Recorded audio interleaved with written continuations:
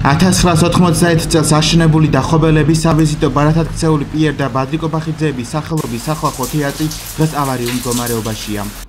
ყოველწლიის დროს თეატრში წყალი ჩამოდის, რამაც გამოიწვია მარცხენა ფლიგელის, კულისებისა და კედლების დაზიანება. ნალექი ცნობილი მოქანდაკის ზურაბ წერეთლის მონოლითური პანორამებით შემკულ ინტერიერსაც აზიანებს, რომელზეც კოლხეთის არგონავტების ისტორიაა გამოსახული.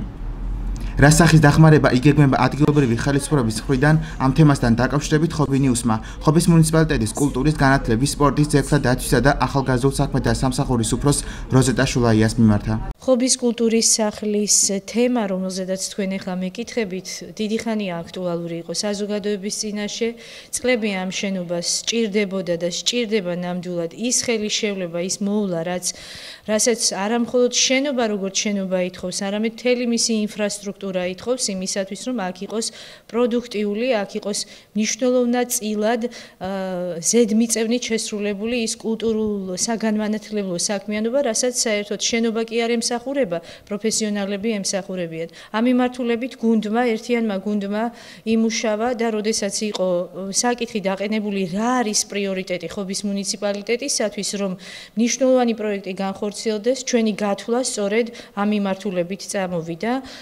ჩვენს მიერ იქნა შემუშავებული პროექტი კულტურულ საგანმანათლებლო ცენტრის ჩამოყალიბებისა, რომლის წინაპირობად ჩაიდო კულტურის ცენტრის ამ კონკრეტული შენობის რეაბილიტაცია. ეს პროექტი არ ნიშნავს მხოლოდ შენობის რეაბილიტაციას. ის რომ 2015 წლის განმავლობაში შენობას გაუკეთდება გადახურვის პრობლემა.